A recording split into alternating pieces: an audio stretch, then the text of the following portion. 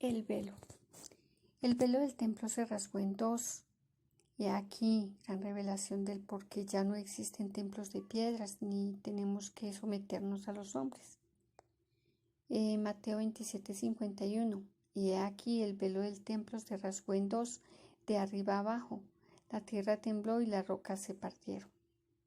El antiguo templo era un lugar en el que se llevaba a cabo los sacrificios de animales y la adoración, estrictamente de acuerdo a la ley dada a Moisés.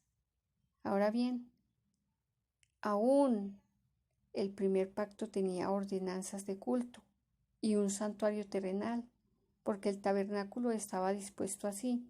En la primera parte, llamada el lugar santo, estaba el candelabro, la mesa y los panes de la propiciación. Tras el segundo velo estaba la parte del tabernáculo llamada el lugar santísimo, el cual tenía un incinario de oro y el arca del pacto cubierta por oro por todas partes, en la que estaba una urna de oro que tenía el maná, la vara de Aarón que reverdeció, y las tablas del pacto, y sobre ella los querubines de gloria que cubrían el propiciatorio, de los cuales cosas no se pueden ahora hablar en detalle. Y así dispuestas estas cosas, en la primera parte del tabernáculo entran los sacerdotes continuamente para cumplir los oficios del culto, pero en la segunda parte solo el sumo sacerdote una vez al año, no sin sangre, la cual ofrecía por sí mismo y por los pecados de la ignorancia del pueblo, dando el Espíritu Santo a entender con esto que aún no se había manifestado el camino al lugar santísimo, entre tanto que la primera parte del tabernáculo estuviera en pie. Hebreos 9:1-9, lo cual es símbolo para el tiempo presente, según el cual se presentan ofrendas y sacrificios que no pueden hacer perfecto en cuanto a la conciencia al que practica ese culto.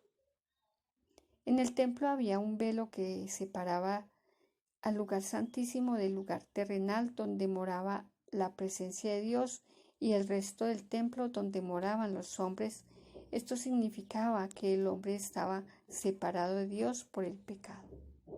Isaías 59:2. Las iniquidades de ustedes son las que hacen separación entre ustedes y Dios. Sus pecados han hecho que su rostro se oculte de ustedes para no escuchar. Este velo, antes de Cristo, representaba la gruesura y pesada que era la división que existía entre Dios y los hombres por causa del pecado. Pero más adelante, con la llegada de Cristo y su obra en la cruz, lo pesado del velo mostró algo extremadamente poderoso y glorioso, el momento en que Cristo muere en la cruz por el perdón de nuestros pecados, luego de exclamar a gran voz la gloriosa declaración que su obra había sido completada. Esta cortina pesada se rasgó en dos de arriba abajo. Esa cortina que nadie con toda su fuerza podría romper fue rasgada por el mismo Dios que la había diseñado. El hecho de que el velo se haya partido en dos de manera dramática al momento de la muerte de Jesús fue un símbolo de que su sacrificio y su derramamiento de su propia sangre por nuestros pecados fue suficiente y para siempre. Por eso fue rasgado de arriba hacia abajo, porque al estar en la presencia del Señor ahora es para siempre. Dios ya no está lejos de nosotros. El recinto especial ha sido abierto y ya no hay un santuario interior al que pueda entrar el sacerdote terrenal. Las expiaciones, los sacrificios que servían allí han llegado a su fin. Ya no existen templos de piedras para el Señor, ya que no quedó piedra sobre piedra, pues Jesús es el fundamento, la piedra angular. Él es el mayor templo terrenal, ese templo que existe en este entonces.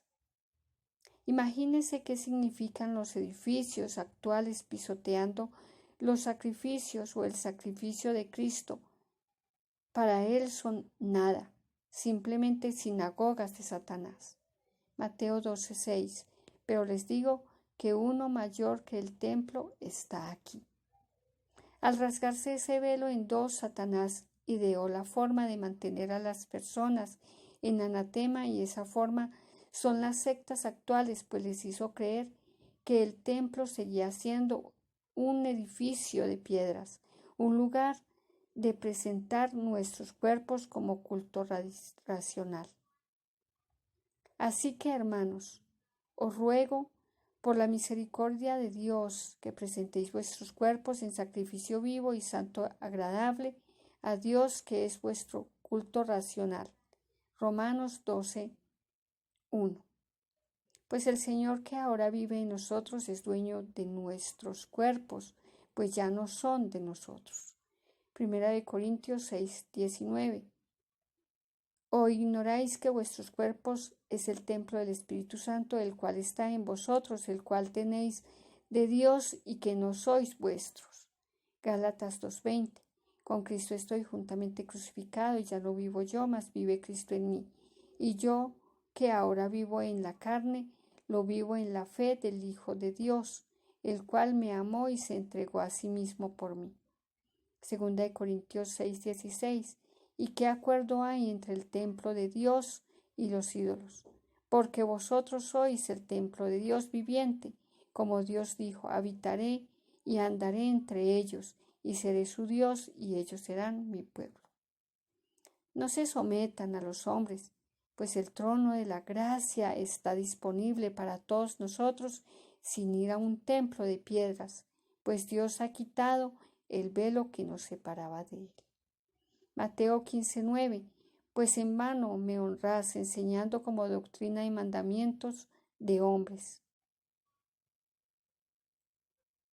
Hechos 17:24-31 dice: El Dios que hizo el mundo y todas las cosas que en él hay, haciendo Señor del cielo y de la tierra, no habita en templos hechos por manos humanas, ni es honrado por manos de hombres, como si necesitara algo, pues Él es quien da a todos vida y alimento y todas las cosas. Y de esa sangre ha hecho todo el linaje de los hombres, para que habiten sobre toda la faz de la tierra. Y les ha fijado el orden de los tiempos y los límites de su habitación, para que busquen a Dios, si en alguna manera, palpando, puedan hallarle, aunque ciertamente no está lejos de cada uno de nosotros, porque en él vivimos y nos movemos, y somos como algunos de vosotros propios poetas también han dicho, porque linaje suyo somos, siendo pues linaje de Dios.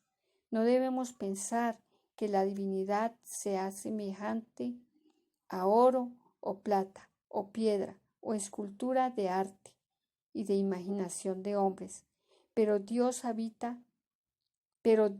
habiendo pasado por alto los tiempos de esta ignorancia, ahora manda a todos los hombres en todo lugar que se arrepientan, por cuanto ha establecido un día en el cual juzgará al mundo con justicia por aquel varón a quien designó, dando fe a todos con haberle levantado de los muertos.